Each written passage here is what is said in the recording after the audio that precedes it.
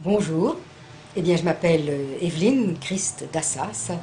Christ parce que c'est mon nom d'état civil, mon père étant grec, s'appelait Christodoulou qui veut dire serviteur du Christ. D'Assas étant mon nom de comédienne. Voilà, j'ai écrit un livre qui s'appelle Réveillez-vous, la dignité de l'être humain est intouchable. Pourquoi? Parce qu'un maître spirituel nommé Shin a lancé un grand mouvement en 2009 sur le mouvement de la dignité humaine. Il m'a chargé de le représenter pour la France. À la suite de ça, j'ai trouvé tout à fait juste d'écrire ce livre comme un manifeste pour vraiment se réveiller, parce qu'aujourd'hui, la dignité de l'être humain est vraiment bafouée à chaque seconde de la vie dans toute l'humanité. Donc, je pense qu'aujourd'hui, il faut vraiment se réveiller, parce que l'être humain, il a toutes les possibilités en lui pour faire de cette vie autre chose que ce qu'on vit aujourd'hui. Alors, c'est un livre électronique. On peut dire aussi, par rapport au titre, vous êtes dans la lignée des indignez-vous. Oui. Ça devient à la mode, entre guillemets. Peut-être, mais c'est parce que c'est la conscience, on est là aujourd'hui, c'est-à-dire que tout le monde se réveille, s'éveille, s'indigne, et ça fait partie de la conscience qui est en train de se réveiller dans toute l'humanité. Donc c'est bien pour ça, on est tous dans le même bord, quand on a pris conscience soi-même de ce qu'on est en train de faire et de vivre. Donc d'ailleurs, j'avais donné mon livre à Stéphane Hessel, qui l'a trouvé assez juste dans mes propos. Donc voilà.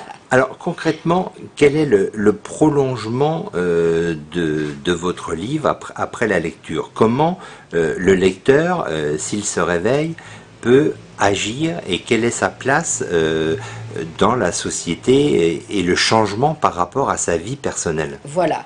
Eh bien écoutez, c'est très simple. Aujourd'hui, chaque être humain, il a tout en lui.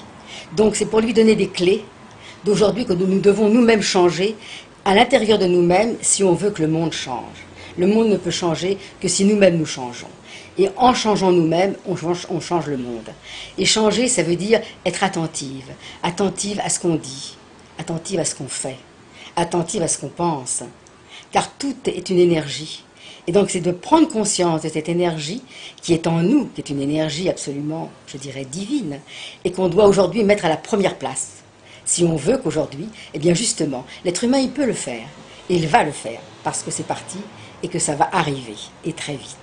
Mais quel est son réel pouvoir à l'être humain, à part manifester ou faire la révolution comme dans certains pays? Ah non, la révolution, elle est en nous, elle n'est plus dans certains pays, elle est en chacun de nous. Donc c'est notre propre révolution. Et notre révolution, c'est notre changement, c'est notre écoute, c'est notre façon de regarder l'autre, c'est notre façon de nous exprimer à travers l'autre. C'est ça le vrai changement, c'est ça la véritable révolution. Et là, c'est une grande révolution, croyez-moi, parce que ça, c'est quelque chose qui n'a jamais existé depuis que le monde est monde. Alors, il y a plusieurs crises. Votre livre s'adresse à qui et à quelle personne en crise? Mais à tout le monde. Elle s'adresse à chaque être humain qui veut se réveiller justement et dire assez, ça suffit, on ne veut plus vivre ce qu'on est en train de vivre, c'est tout. Ça s'adresse à toute l'humanité. Il n'y a pas de courant de religion, ni de pensée, ni rien. Ça s'adresse à chaque être humain dans la profondeur de son être. Donc vous dites aussi aux gouvernants, aux politiques, réveillez-vous, vous êtes à côté de la plaque. Surtout à eux.